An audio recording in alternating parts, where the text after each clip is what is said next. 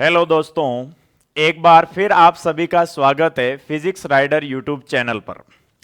आज हम पढ़ने वाले हैं class 12th physics chapter number 4 जिसका नाम था गतिमान आवेश एवं चुंबकत्व। उसकी आज सेकंड क्लास होने वाली है। पीछे हमने फर्स्ट क्लास में, जो कि आपके यूट्यूब चैनल फिजिक्स राइडर पर अवेलेबल है, अगर किसी ने अभी तक फर्स्ट क्लास नहीं देखी है तो फर्स्टली वो जाके फर्स्ट क्लास देखे ताकि उसके आगे ही कंटिन्यू ये क्लास अच्छे से समझ में आए। तो आज हम पढ़ने वाले हैं सेकंड पार्ट, गतिमान आवेश एवं चुंबकत्व से रिलेटेड। फर्स्ट पार्ट में हमने गतिमान आवेश एवं चुंबकत्व जो चैप्टर है उससे रिलेटेड काफी कुछ चीजों के बारे में सीखा था। जैसे फर्स्टली हमने देखा था ओरस्टेड प्रयोग, उसके आधार पर हमने विद्युत धारा के चुंबकीय प्रभाव की व्याख्या की थी। उसके बाद चुंबकीय क्षेत्र के बाद में हमने लोरेंज बल के बारे में देखा था कि यदि कोई आवेश q v वेक्टर वेग से विद्युत क्षेत्र तथा चुंबकीय क्षेत्र दोनों की उपस्थिति में गति करता है तो दोनों के कारण वहां पर बल लगता है और कुल बल को हमने लोरेंज बल नाम दिया था। तो एक तो विद्युत बल और दूसरा चुंबकीय बल। तो वहां पर हमने अच्छे से विद्युत बल और चुंबकीय बल को भी बढ़िया तरीके से समझा है। उसके बाद हमने चुंबकीय क्षेत्र के मात्रक, विमा, ये सारी चीजें की है भाई पिछले वीडियो में। आज अपना होने वाला है सेकंड पार्ट। तो सेकंड पार्ट हमारा स्टार्ट होगा एक टॉपिक, बहुत ही शानदार, बोर्ड की दृष्टि से इंपॉर्टेंट टॉपिक, विद्युत धारावाही चालक पर चुंबकीय बल। तो बिना कोई टाइम वेस्ट किए आज की क्लास शुरू करते हैं विद्युत धारावाही चालक पर चुंबकीय बल से। देखो, इस टॉपिक को स्टार्ट करने से पहले कुछ आपको बेसिक जानकारी होनी चाहिए। सबसे पहले अगर मैं बात करूं तो आपने धारा विद्युत की, या आप यह कहो कि अपने एक चैप्टर है इससे पहले वाला चैप्टर नंबर 3 अगर पढ़ा है विद्युत धारा, तो उसमें एक टॉपिक है चालक में विद्युत धारा का प्रवाह किस प्रकार से होता है। तो चालक में जब विद्युत धारा का प्रवाह होता है तो वो किस प्रकार से होता है, किसके कारण होता है, ये सारी चीजें एक टॉपिक है, उसमें आपने डिस्कस किया होगा। तो उसके बारे में कुछ जानकारी हम यहां पर लेते हैं कि जब किसी भी चालक में अगर वो किसी भी बैटरी द्वारा संयोजित नहीं है या किसी बाह्य विद्युत क्षेत्र में उपस्थित नहीं है तो चालक के अंदर जितने भी मुक्त इलेक्ट्रॉन होते हैं वो यादृच्छिक गति करते रहते हैं, और यादृच्छिक गति करने के कारण उनका जो नेट चार्ज आता है वो क्या आता है, जीरो, यानी उसमें कोई धारा प्रवाहित नहीं होती है, क्योंकि एक इलेक्ट्रॉन इधर जाएगा तो दूसरा वापस इधर जाएगा, तीसरा इधर तो चौथा इधर, तो ये सब एक दूसरे के इफेक्ट को समाप्त कर देते हैं। कब? जब चालक पर कोई बाह्य विद्युत क्षेत्र उपस्थित नहीं होता है या कोई एक्सटर्नल बैटरी आपने नहीं लगा रखी है। फिर हमने क्या किया कि जैसे उस चालक को एक बैटरी द्वारा जोड़ा या किसी बाह्य विद्युत क्षेत्र में रखा तो आपको पता है उस चालक का एक सिरा पॉजिटिव की बात व्यवहार करेगा और दूसरा सिरा है वो नेगेटिव की बात व्यवहार करेगा। अब आपको पता है चालक के अंदर होते हैं मुक्त इलेक्ट्रॉन जो पहले यादृच्छिक गति कर रहे होते हैं। जैसे आप बैटरी संयोजित करोगे तो आपके चालक का जो धन विभव वाला सिरा होगा या धनात्मक इलेक्ट्रोड से जुड़ा हुआ जो सिरा होगा, सारे के सारे इलेक्ट्रॉन यादृच्छिक गति को छोड़कर किस ओर भागने का प्रयास करेंगे, उस धनात्मक सिरे की ओर भागने का प्रयास करेंगे। यहां पर ये जो सारे के सारे मुक्त इलेक्ट्रॉन जब धनात्मक सिरे की ओर जाते हैं तो ये करते हैं परस्पर संघटन या टक्करें। तो यहां पर आपने एक चीज सीखी होगी कि जब सारे के सारे मुक्त इलेक्ट्रॉन धनात्मक सिरे की ओर गति करते हैं तो उनका एक औसत वेग आता है जिसको आप नाम देते हो अनुगमन वेग या ड्रिफ्ट वेलोसिटी या अभिगमन वेग। 2-3 नाम है इसके, मेनली यूज होने वाला नाम है वो अनुगमन वेग होता है। इसका मतलब यह हुआ कि अगर मैं कंक्लूजन के फॉर्म में यह कहूं कि किसी भी चालक को जब बाह्य विद्युत क्षेत्र में रखा जाए या किसी बाह्य विभवांतर स्रोत द्वारा संयोजित किया जाए तो सारे के सारे मुक्त इलेक्ट्रॉन अनुगमन वेग से गति प्रारंभ करते हैं। अब देखो अनुगमन वेग से गति प्रारंभ कैसे करते हैं। मान लो ये आपका चालक है और इस चालक में मुक्त इलेक्ट्रॉन, जैसे आपने बैटरी जोड़ी, ये मान लो आपने एक बाह्य विभवांतर इसमें आरोपित कर दिया, तो इसके जो इलेक्ट्रॉन है ये अगर पॉजिटिव टर्मिनल है तो ये धनात्मक सिरा होगा और ये ऋणात्मक सिरा होगा। तो ये सारे के सारे इलेक्ट्रॉन किस ओर गति करेंगे, इलेक्ट्रॉन पर नेगेटिव चार्ज होता है तो ये किस ओर गति करेंगे, पॉजिटिव सिरे की ओर गति करेंगे। ये जिस वेग से गति करते हैं उसको आप नाम देते हो अनुगमन वेग, वीडी से डिनोट इसको करते हो। अब देखो आपने बैटरी संयोजित की, तो अगर मैं कहूं कि यहां पर विद्युत क्षेत्र की जो दिशा होगी वो किस तरफ होगी, तो वो होगी पॉजिटिव से नेगेटिव की ओर। या इन मुक्त इलेक्ट्रॉनों के कारण इसमें जो धारा प्रवाह होगा, तो आपको पता है धारा का प्रवाह इलेक्ट्रॉनों की गति के विपरीत दिशा में होता है। इलेक्ट्रॉन अगर इधर गति कर रहे हैं तो धारा प्रवाह इधर होगा। यह स्थिति हमने पिछले चैप्टर में देखी। इसी के स्वरूप यह टॉपिक होने वाला है आज का। अगर यह सारी चीजें आपको पता है तो आप इस टॉपिक को अच्छे से समझ सकते हो। बस शर्त क्या है कि वहां पर आपने चालक को विद्युत क्षेत्र में रखा था और यहां पर उसी चालक को हम रखने वाले हैं चुंबकीय क्षेत्र के अंदर। तो स्टार्ट करते हैं विद्युत धारावाही चालक पर चुंबकीय बल। देखो, जब किसी भी धारावाही चालक को चुंबकीय क्षेत्र में रखा जाता है, जैसे मान लो आपके पास ये एक चुंबकीय क्षेत्र है बी वेक्टर, एक समान चुंबकीय क्षेत्र है। ध्यान रहे ये कैसा चुंबकीय क्षेत्र है, एक समान चुंबकीय क्षेत्र। कैसे पता चला सर एक समान है या असमान है, तो जब चुंबकीय बल रेखाएं परस्पर समान दूरी व परस्पर समांतर होती है तो वहां पर जो क्षेत्र होता है वो कैसा होता है, एक समान चुंबकीय क्षेत्र। तो हमारे पास एक चालक है, धारावाही चालक है, ये रहा धारावाही चालक, इसको आपने रखा है चुंबकीय क्षेत्र के अंदर। ये एक धारावाही चालक है आपके पास, इसका अनुप्रस्थ काट क्षेत्रफल में ए मान लेता हूं और इसकी जो लेंथ है वो कितनी है भाई, एल लेंथ है। एल लेंथ का एक धारावाही चालक है जो एक जिसका अनुप्रस्थ काट क्षेत्रफल कितना है, ए है, और उसकी लंबाई कितनी है, एल, और इसको हम एक समान चुंबकीय क्षेत्र की दिशा से कितने एंगल पर रख रहे हैं, थीटा एंगल पर इसको रख रहे हैं। कितने भी एंगल पर रख सकते हो, हमने ये कि भाई थीटा एंगल पर इसको रख दिया। अब देखो आपको पता है जैसे ही चुंबकीय क्षेत्र में इसको रखोगे तो इस धारावाही चालक के अंदर क्या है भाई, मुक्त इलेक्ट्रॉन है। अब जैसे चुंबकीय क्षेत्र में रखा तो हमने जैसे ये देखा था पीछे कि यदि आपके पास कोई आवेश है और वो गति कर रहा है, क्या कर रहा है, गति कर रहा है, तो वहां पर उस पर एक चुंबकीय बल लगता है जो किसके बराबर लगता है, F vector is equal to Q V vector cross B vector के रूप में लगता है। तो यहां पर भी जो इलेक्ट्रॉन है वो गति कर रहे हैं और इलेक्ट्रॉन गति करेंगे और उनको आपने एक समान बाह्य चुंबकीय क्षेत्र में रख दिया है, तो इसका मतलब इन मुक्त इलेक्ट्रॉनों पर भी क्या लगेगा, एक चुंबकीय बल आरोपित होगा। और उस चुंबकीय बल के प्रभाव में ये जो इलेक्ट्रॉन है वो इस चुंबकीय क्षेत्र के कारण क्या करेंगे भाई, एक निश्चित सिरे की ओर गति करना प्रारंभ कर देते हैं। तो मान लो कि जो इलेक्ट्रॉन है, मैं दूसरे कलर से शो कर रहा हूं इसको, तो ध्यान से देखें कि मान लो आपके पास जो इलेक्ट्रॉन है वो इस डायरेक्शन में गति कर रहे हैं इलेक्ट्रॉन। अब आपको पता है इस चुंबकीय प्रभाव के कारण मुक्त इलेक्ट्रॉन एक सिरे की ओर गति कर रहे हैं, तो इन पर लगने वाला जो बल होगा वो क्या होगा, और इनके जो चुंबकीय क्षेत्र में इसको जैसे ही रखा तो मुक्त इलेक्ट्रॉन एक सिरे की ओर गति करने लगे, इसका मतलब विद्युत धारा भी प्रवाहित होगी। तो विद्युत धारा की दिशा क्या होगी, तो मुझे यह बताओ, मुक्त इलेक्ट्रॉन यदि इस डायरेक्शन में गति कर रहे हैं तो विद्युत धारा हमेशा उसके क्या होती है, अपोजिट डायरेक्शन में, क्योंकि मुक्त इलेक्ट्रॉनों या इलेक्ट्रॉनों के प्रवाह की विपरीत दिशा हमेशा धारा प्रवाह की दिशा होती है। तो यदि इलेक्ट्रॉन इस डायरेक्शन में गति कर रहे हैं तो धारा इसके विपरीत दिशा में गति करेगी। अब देखो, अब बात है कि इस पर लगने वाला चुंबकीय बल क्या होगा। तो हमने जैसे चुंबकीय बल को इस तरीके से डिनोट कर रखा है, जो आता है एफ वेक्टर बराबर I L vector cross B vector. यही फॉर्मूला आपको डिराइव करना है कि ये बल जो लगेगा वो किस तो दिशा में लगेगा और कितना लगने वाला है।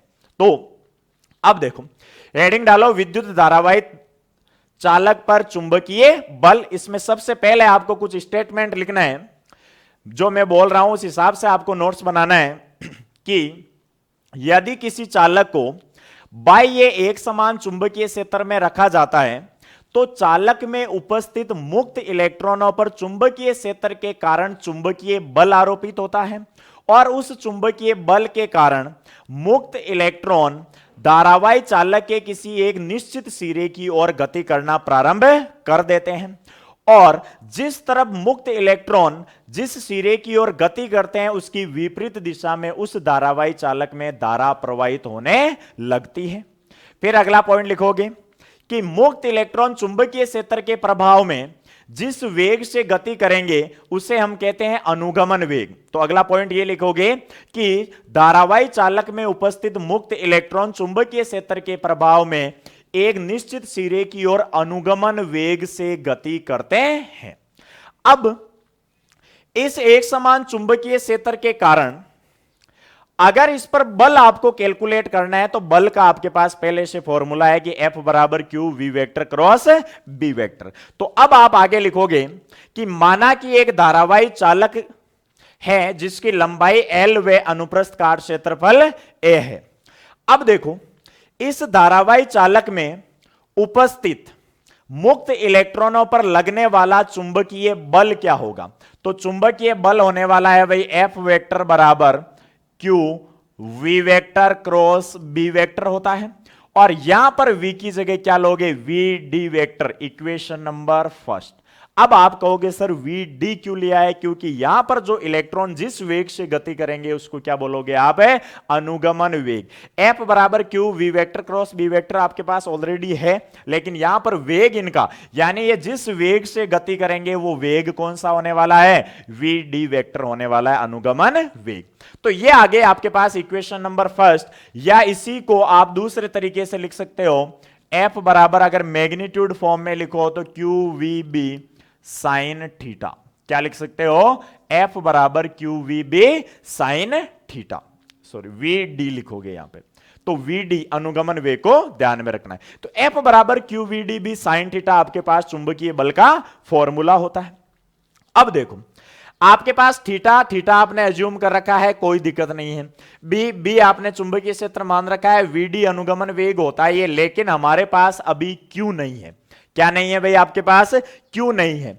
अब देखो आपने पीछे भी अगर धारा विद्युत की वाला चैप्टर आपको अच्छे से याद है तो अनुगमन वेग और विद्युत धारा में संबंध निकालने के लिए आपने एक चीज मानी थी कि धारावाही चालक यानी चालक के एकांक आयतन में इलेक्ट्रॉनों की संख्या। उसी के बेस पर इसको सोल्व करने वाले हैं कि यदि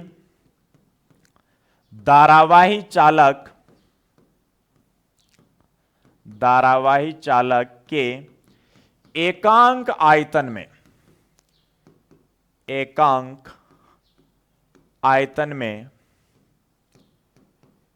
इलेक्ट्रॉनों की संख्या, मुक्त इलेक्ट्रॉन है ये एग्जैक्ट, तो मुक्त इलेक्ट्रॉनों की संख्या कितनी मानी थी भाई? उसमें स्मॉल n है, तो चालक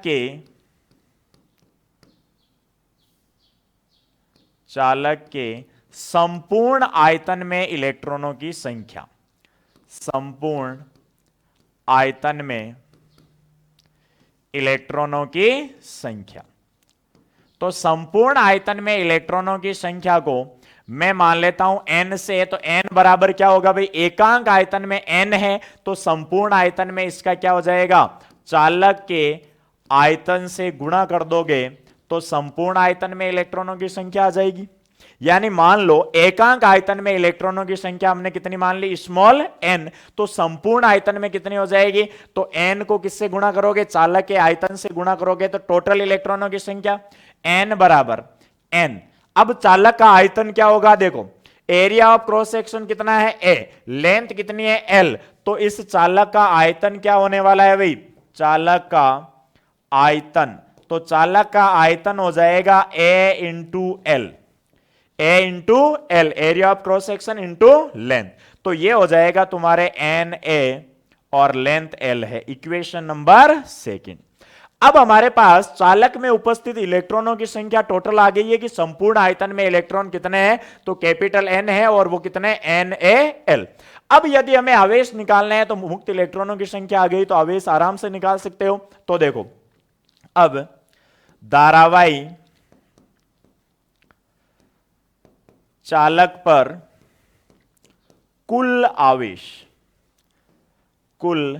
आवेश और कुल आवेश निकालने का फॉर्मूला क्या है भाई? Q बराबर एन ई, टोटल मुक्त इलेक्ट्रॉनों की संख्या इंटू ई। तो इसको दे देते हैं समीकरण नंबर 3।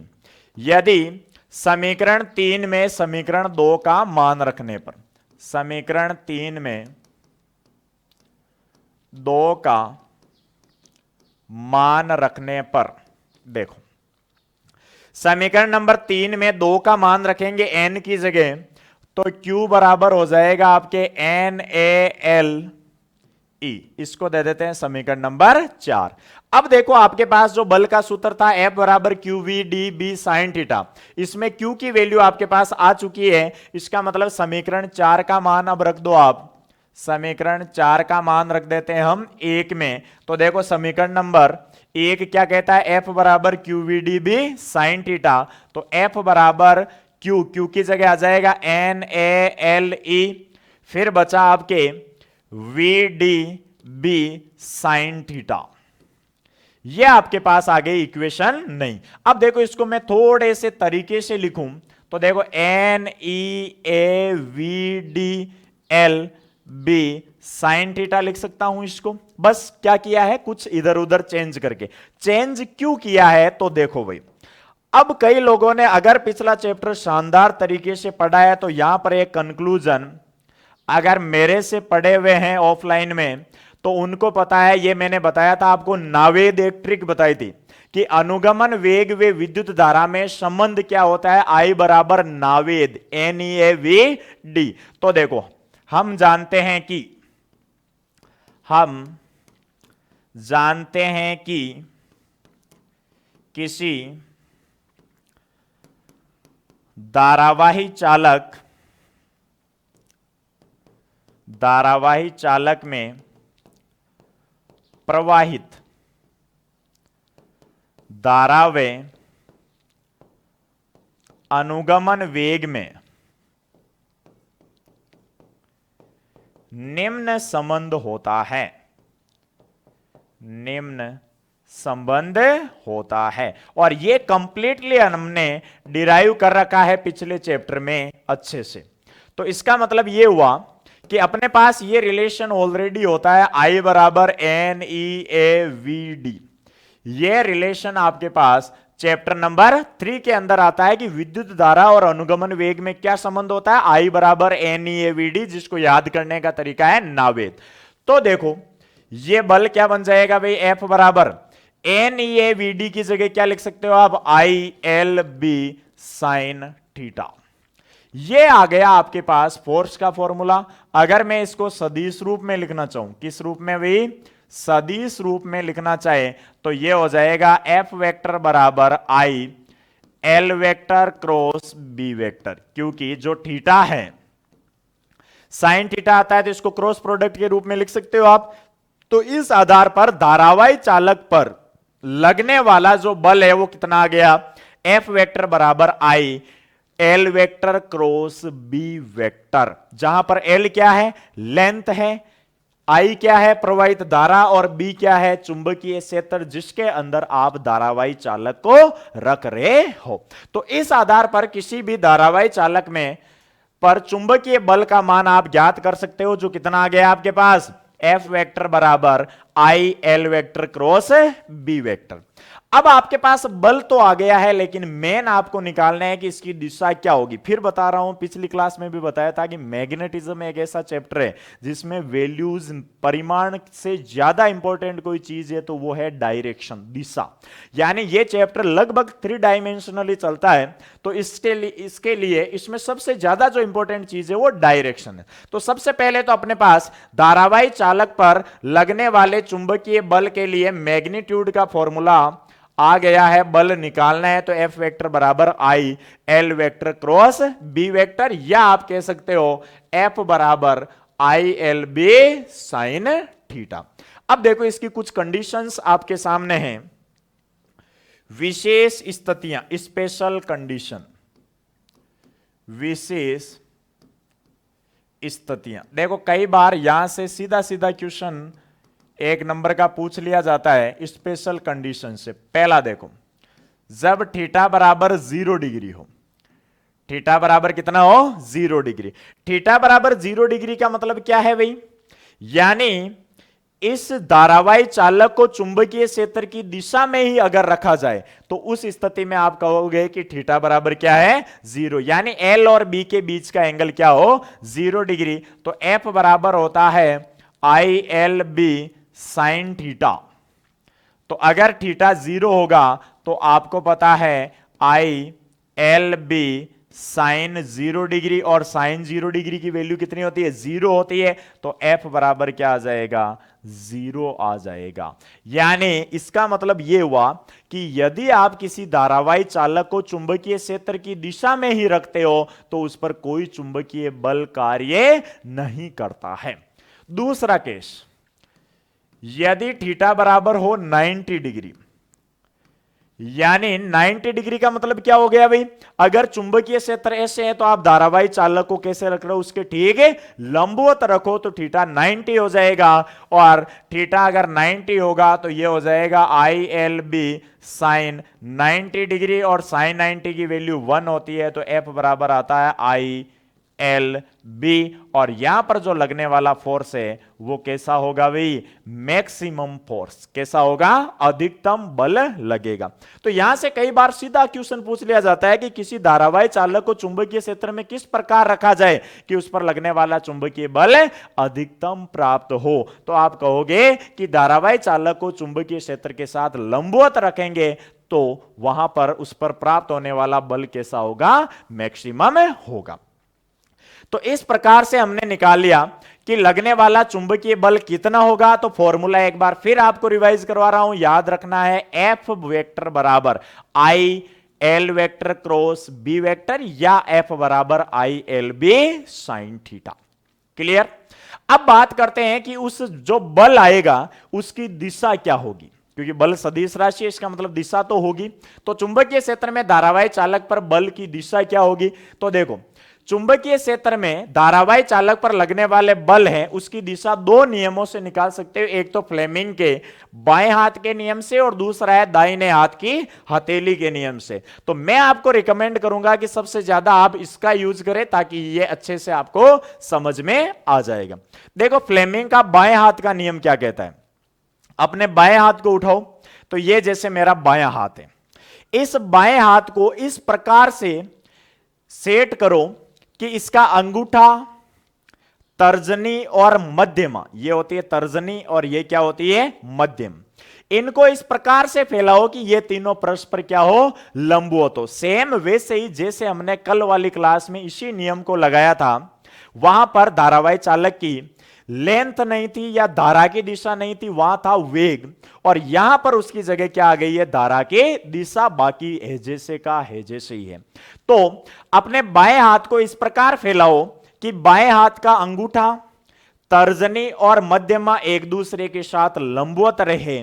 तो यहां पर तर्जनी तो हमेशा चुंबकीय क्षेत्र की दिशा को व्यक्त करेगी, जो मध्यमा है वो विद्युत धारा की दिशा में होगी, और जो अंगूठा होगा वो किसको व्यक्त करेगा? यहां पर चुंबकीय बल को व्यक्त करेगा।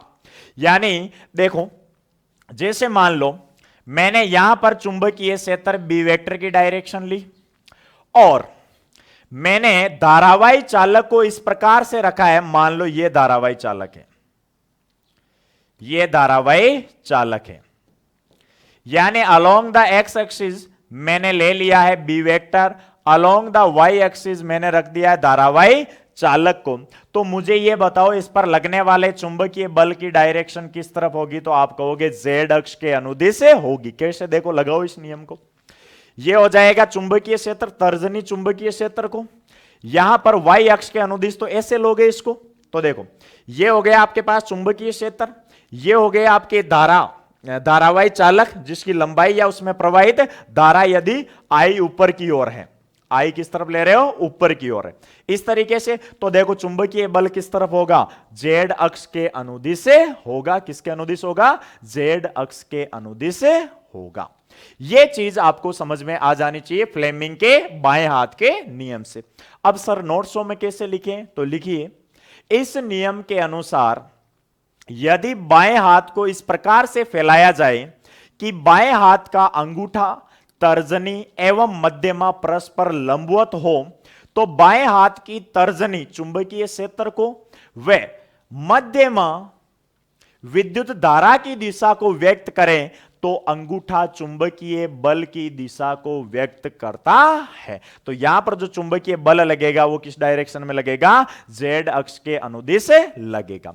अब आप कहोगे सर इसी चीज को हमें इस डायग्राम में समझाओ जो आपने बना रखा है डायग्राम। देखो भाई, अगर आप थोड़ा बहुत समझ पा रहे हो तो मेरे हिसाब से ये जो धारावाही चालक में धारा प्रवाहित हो रही है, ये किस डायरेक्शन में हो रही है? जेड अक्ष के अनुदिश हो रही है या नहीं हो रही है? चुंबकीय क्षेत्र आपने ले रखा है तो किस डायरेक्शन में? एक्स अक्ष के अनुदिश है या नहीं है? तो पहले तो मुझे यह बताओ, ये तो कंफर्म हो गया होगा कि चुंबकीय क्षेत्र एक्स अक्ष, धारा जेड अक्ष, तो बल किस तरफ लगेगा? वाई अक्ष के अनुदिश लगना ही है क्योंकि तीनों लंबवत। अब नियम लगा के देख लो। देखो, ये मेरा बायां हाथ है, चुंबकीय क्षेत्र की दिशा किस तरफ है? चुंबकीय क्षेत्र की दिशा, चुंबकीय क्षेत्र की दिशा होनी चाहिए एक्स अक्ष के अनुदिश, ठीक है। फिर धारावाही चालक होना चाहिए जेड अक्ष के अनुदिश। ये मेरा जेड अक्ष है, ये धारावाही चालक है। तो बताओ बल कहां रहेगा? ऊपर, वाई अक्ष के अनुदिश रहेगा नहीं, तभी तो इस बल को कहां दर्शाया हुआ है? ऊपर देखो, लंबवत, एक्स अक्ष, वाई अक्ष और जेड अक्ष। तो इस आधार पर आप फ्लेमिंग के बाएं हाथ के नियम की सहायता से धारावाही चालक पर बल की दिशा को बता सकते हो। अब बढ़ते हैं, एक दूसरा नियम और है भाई, दाहिने हाथ की हथेली का नियम। नियम आपको जानना है लेकिन अप्लाई ज्यादा नहीं करना है, आप एक ही नियम ध्यान रखो अप्लाई करने के लिए। देखो, दाहिना हाथ कौन सा है भाई? दाहिना हाथ ये है। आप इसको रखो सीधा, अमिताभ बच्चन की तरह, है ना? तो इस तरीके से रखो जिस तरीके से डायग्राम में रखा हुआ है। अब देखो, दाहिने हाथ का हथेली का नियम कहता है कि भीख मांगना सिखाता है भैया। क्या सिखाता है? भीख मांगना। कि अगर आप दाहिने हाथ से भीख मांगोगे ना तो आपकी जो हाथ की हथेली है और अंगूठा, देखो जो अंगुलियां सीधी है उसके लंबवत होना चाहिए भाई। तो आपकी जो सीधी अंगुलियां ये किसको व्यक्त करेगी? चुंबकीय क्षेत्र को। अंगूठा है वो किसको व्यक्त करेगा? विद्युत धारा को। तो यहां पर जो चुंबकीय बल होने वाला है वो हमेशा कैसा होगा? हथेली के लंबवत होगा। किसके लंबवत होगा? हथेली के लंबवत होगा। यह बात कौन बताता है? दाहिने हाथ की हथेली का नियम। दाहिना हाथ ऐसे रखो कि सीधी अंगुलियां हैं वो किसको दर्शाए? चुंबकीय क्षेत्र को, और उसके लंबवत जो अंगूठा है वो किसको दर्शाए? विद्युत धारा को। तो चुंबकीय बल की दिशा हथेली के तल के क्या होगी? लंबवत होगी। यह बात बताता है दाहिने हाथ की हथेली का नियम। देखो, ये जैसे ऐसे रखा हुआ है तो सीधी जो उंगलियां हैं वो किसको बता रही है? बी वेक्टर, चुंबकीय क्षेत्र को। अंगूठा जो लंबवत है वो किसको बता रहा है? आई वेक्टर। तो ये ठीक ऐसे इसके लंबवत क्या हो जाएगा भाई? चुंबकीय बल एफ वेक्टर होता है। नोट्स में कैसे लिखोगे? तो नोट्स में आपको ऐसे लिखना है कि इस नियम के अनुसार यदि हम अपनी दाहिने हाथ की हथेली को इस प्रकार फैलाएं कि सीधी जो उंगलियां हैं वो चुंबकीय क्षेत्र की दिशा को, वे उसके ठीक लंबवत अंगूठा विद्युत धारा की दिशा को व्यक्त करें, तो उस हथेली के तल के लंबवत हमेशा चुंबकीय बल की दिशा होगी। और यह डायग्राम बना लें। अब आप कहोगे सर इसी नियम को उस डायग्राम में अप्लाई करके बताओ, क्योंकि अगर नियम है तो इसका मतलब अप्लाई भी होना चाहिए। तो चलो अप्लाई करते हैं। देखो, ये ऐसे चुंबकीय क्षेत्र है, धारावाही चालक इधर ही था या नहीं था? जेड अक्ष के अनुदिश। देखो, ये दोनों नियम लगा के देखो, ये रहा, दोनों नियमों को साथ में लगो। ये मेरा दाहिना हाथ, ये बायां। बाएं हाथ वाला क्या कहता है? फ्लेमिंग का नियम, विद्युत धारा की दिशा, धारावाही चालक में धारा की, सॉरी, इसमें चुंबकीय क्षेत्र की दिशा, धारा की दिशा और बल। ये दाहिने हाथ की हथेली देखो, चुंबकीय क्षेत्र की दिशा, धारा की दिशा। तो बताओ बल किस तरफ होगा? ठीक है, लंबवत चुंबकीय बल होगा। तो इस आधार पर आप किसी विद्युत धारावाही चालक पर चुंबकीय बल का परिमाण निकाल सकते हो और दिशा भी निकाल सकते हो। बहुत ही इंपॉर्टेंट टॉपिक था। मैंने इस डेरिवेशन को जितना सिंपल तरीके से हो सके उस तरीके से करवाया है भाई। अब कुछ इंपॉर्टेंट पॉइंट्स की बात करते हैं। चुंबकीय बल Q, V तथा B पर निर्भर करता है, बिल्कुल पता है, क्योंकि बल का फॉर्मूला क्या है? F बराबर Q V vector cross B vector. अपने पास चुंबकीय बल का फॉर्मूला क्या आता है? F वेक्टर बराबर Q V vector cross B vector. तो F का मान किस किस पर डिपेंड करेगा? Q पर करेगा, V पर करेगा और किस पर करेगा? B पर करेगा। फिर देखो ऋणावेश पर लगने वाला बल धनावेश पर लगने वाले बल के विपरीत होता है। यह आपको पता है, क्योंकि धनावेश के प्रवाह की दिशा और ऋणावेश के प्रवाह की दिशा ठीक विपरीत होती है, तो इसके कारण विद्युत धारा की दिशा विपरीत आएगी, और विद्युत धारा की दिशा अगर विपरीत आएगी तो लगने वाले बल की दिशा भी क्या आएगी, विपरीत आएगी। क्लियर है? अगर मान लो पॉजिटिव के कारण चुंबकीय बल इधर लग रहा है तो नेगेटिव के कारण ठीक उसके विपरीत चुंबकीय बल लगेगा। फिर देखो चुंबकीय बल की दिशा दक्षिणावर्ती पेंच नियम अथवा दक्षिण हस्त नियम द्वारा ज्ञात की जा सकती है। अच्छे से आपको फर्स्ट क्लास में समझाया हुआ है। फिर यदि आवेश गतिमान नहीं है तो चुंबकीय बल शून्य प्राप्त होता है। यह पॉइंट भी हमने देखा था कि यदि आवेश गतिमान नहीं है यानी v बराबर 0 तो f भी 0 होगा। शून्य बल वाले कॉन्सेप्ट में यह चीज मैंने आपको बताई है। अरे गतिमान नहीं है इसका मतलब क्या हो गया, वेग 0, वेग 0 तो f बराबर भी क्या आ जाएगा, 0, क्योंकि f बराबर qvb sin थीटा, v 0 करोगे तो चुंबकीय बल भी क्या हो जाएगा, 0, जो यह बताता है कि गतिमान नहीं है इसका मतलब स्थिर है, और स्थिर होगा तो केवल और केवल विद्युत क्षेत्र होगा, चुंबकीय क्षेत्र नहीं होने वाला है। अब बढ़ते हैं आगे।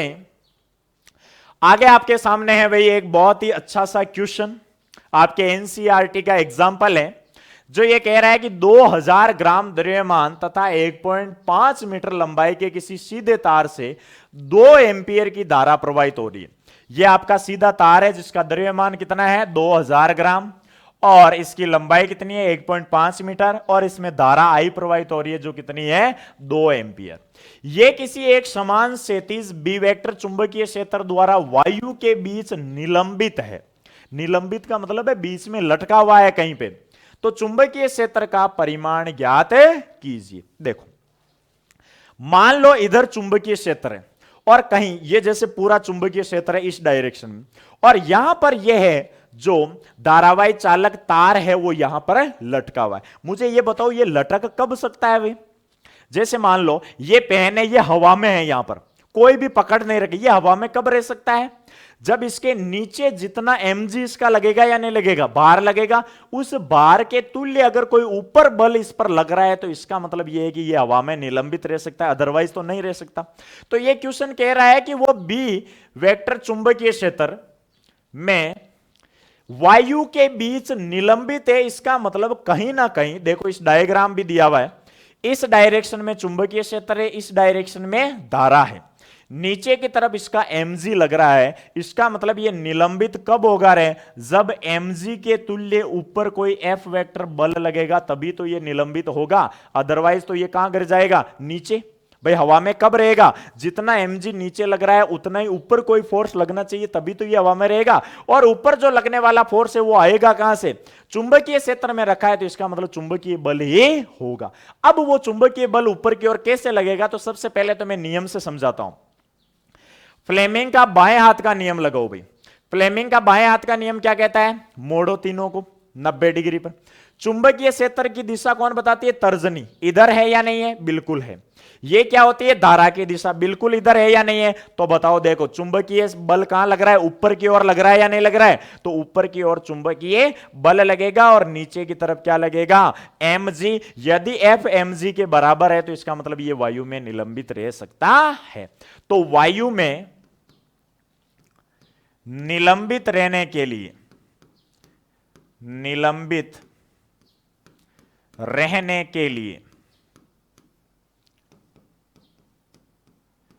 आवश्यक है कि क्या आवश्यक है भाई, mg के बराबर एक बल होना चाहिए जो कि हम मान लेते हैं कितना है, F। अब देखो धारावाही चालक तार है तो उस पर लगने वाला जो बल होता है वो कितना होता है भाई, आप कहोगे सर ILB sin थीटा होता है। मुझे ये बताओ चुंबकीय क्षेत्र इधर है, धारा इधर है, तो इसकी लेंथ और चुंबकीय क्षेत्र के बीच में एंगल कितना है, तो आप कहोगे सर थीटा बराबर 90 डिग्री है। ठीक, चुंबकीय क्षेत्र उधर है, ये इधर है, तो इसका मतलब थीटा कितना है, 90 डिग्री। तो mg बराबर कितना आ गया भाई, sin 90 की वैल्यू 1, तो ये आ जाएगा ILB। निकालना क्या है b, तो b बराबर क्या हो जाएगा, mg अपॉन ILB। यानी इस फॉर्मूले से आप b की वैल्यू निकाल सकते हो। तो अगले पेज पर सोल्व करते हैं। आपके पास b बराबर क्या आ गया भाई, mg upon I L, B बराबर mg upon I L, B तो निकालना है आपको, तो बी तो निकालना है, mg अपॉन आई एल आ गया। अब वैल्यू रखते जाओ भाई, m की वैल्यू कितनी है 2000 ग्राम, लेंथ कितनी 1.5 मीटर, धारा कितनी 2 एंपियर। तो देखो b बराबर m कितना है 2000 ग्राम, तो सबसे पहले तो इसको किलोग्राम में बदलोगे तो किसका भाग दोगे 1000 का, इंटू जी को 10 मान लेता हूं मैं, 9.8 से क्या होता है 9.8 कर लेना, मैं शॉर्ट में 10 मान रहा हूं ताकि कैलकुलेशन इजी हो, इंटू आई कितना दे रखा है 2 एंपियर, इंटू लेंथ कितनी दे रखी है 1.5 मीटर आपको लेंथ दे रखी है भाई। देखो 3 जीरो से 3 जीरो 2 से 2, तो b बराबर बच गया आपके 10 बटा 1.5, यानी आप लिख सकते हो 100 बटा 15, 5 से काटोगे तो कितना हो जाएगा 20, 5 से काटोगे तो 3, तो b बराबर कितना आ जाएगा भाई, 3 का भाग दोगे तो 6.267, यानी 6.67 के समथिंग, 6.66 चलेगा ये, तो 6.67। अब चुंबकीय क्षेत्र का मात्रक क्या होता है, तो चुंबकीय क्षेत्र का मात्रक क्या होता है, टेस्ला होता है। बहुत ही अच्छा क्वेश्चन है भाई। थोड़ा सा लॉजिकली आपको यह सोचना है कि ये वायु में निलंबित कब रह सकता है, जब नीचे जितना mg लग रहा है उसके अनुसार उतने ही परिमाण का अगर ऊपर की ओर कोई बल लगे तो निलंबित रहे। अब ऊपर वाला बल आएगा कहां से, चुंबकीय क्षेत्र के कारण चुंबकीय बल, दोनों के बीच थीटा 90 है, तो इसका मतलब mg किसके बराबर हो जाएगा, आई एल बी के बराबर, बी mg बराबर mg अपॉन आई एल, और वैल्यू रख के आप सोल्व कर सकते हो। बढ़ते हैं नेक्स्ट क्वेश्चन की ओर। नेक्स्ट क्वेश्चन देखो क्या कह रहा है, यदि चुंबकीय क्षेत्र धनात्मक y अक्ष के समांतर है, यानी ये जो y अक्ष है इस तरफ क्या दे रखा है भाई आपको, चुंबकीय क्षेत्र b वेक्टर दे रखा है, तथा आवेशित कण धनात्मक x अक्ष के अनुदिश गतिमान है, ये इधर x अक्ष के अनुदिश गतिमान है, ठीक है। तो लोरेंज बल किस ओर लगेगा, जबकि गतिमान कण इलेक्ट्रॉन है और प्रोटॉन है। देखो हमारे पास फॉर्मूला क्या होता है, एफ वेक्टर बराबर Q V vector cross B vector. ये कब होता है, जब चार्ज कैसा हो, पॉजिटिव। आपको पता है अगर मैं पहले की बात करूं इलेक्ट्रॉन के लिए, तो जो इलेक्ट्रॉन पर चार्ज होता है वो क्या होता है, माइनस ई होता है या नहीं होता है। तो एफ वेक्टर बराबर क्या आ जाएगा, minus E V vector cross B vector. इसका मतलब ये हुआ कि एफ वेक्टर की डायरेक्शन, जो बल होगा उसकी डायरेक्शन किस तरफ होगी, V vector cross B vector से बने तल के लंबवत विपरीत दिशा में होगी। अब आप इसको ऐसे समझो, मान लो पॉजिटिव था, तब हमने कौन सा नियम लगाया था भाई, लेफ्ट हैंड रूल लगाया था, बाएं हाथ का नियम देखो क्या था, चुंबकीय क्षेत्र की दिशा, ये क्या थी, वेग की दिशा, तो ये क्या थी, चुंबकीय बल की दिशा। इसमें लगा के देखो, अगर मैं इसको y अक्ष मानूं तो ये तो y अक्ष के अनुदिश क्या हो जाएगा, चुंबकीय क्षेत्र। देखो ध्यान से देखना, ये हो जाएगा x अक्ष, ये y अक्ष और ये z अक्ष। y अक्ष के अनुदिश आपको क्या दे रखा है, चुंबकीय क्षेत्र। डायग्राम को भूल जाओ थ्योरी के अकॉर्डिंग। x अक्ष के अनुदिश क्या दे रखा है, v वेक्टर। तो मुझे ये बताओ, अगर चार्ज पॉजिटिव होता तो उस पर लगने वाला बल किस तरफ होता, ये x ये y, तो ये क्या होगा, z अक्ष के अनुदिश होगा या नहीं होगा। लेकिन ये चार्ज कैसा है, नेगेटिव, तो इसके ठीक विपरीत, तो प्लस z अक्ष का विपरीत क्या हो गया, माइनस z एक्स। तो इस पर लगने वाला जो बल होगा वो किस तरफ होगा, माइनस z अक्ष के अनुदिश, क्योंकि चार्ज कैसा है, नेगेटिव। अभी अभी एक पॉइंट पढ़ा था कि ऋणावेश पर लगने वाले चुंबकीय बल की दिशा धनावेश के कारण लगने वाले चुंबकीय बल के विपरीत दिशा में होती है। और अपने ये जो नियम है ये हम हमेशा पॉजिटिव चार्ज के हिसाब से लेके चलते हैं। दूसरा आ गया कि यदि धनावेश है तो देखो धनावेश है तो धनावेश के कारण तो क्या हो जाएगा, सीधा सा लग जाएगा। तो देखो y अक्ष के अनुदिश चुंबकीय क्षेत्र तर्जनी, मध्य में x अक्ष के अनुदिश, तो ये किस तरह पॉजिटिव है, तो प्लस z अक्ष के अनुदिश। तो दूसरे का आंसर क्या हो जाएगा, प्रोटॉन के लिए।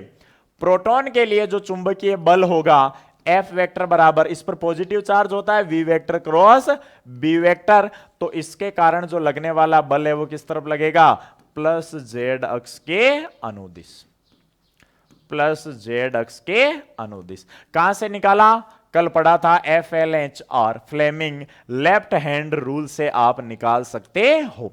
चुंबकीय क्षेत्र वेग की दिशा, चुंबकीय बल की दिशा। ये आपके एनसीईआरटी के दो अच्छे से एग्जाम्पल थे। अब बढ़ते हैं आगे, एक बहुत ही अच्छा सा नोट जो आपके मैग्नेटिज्म में बहुत काम में आने वाली चीज है।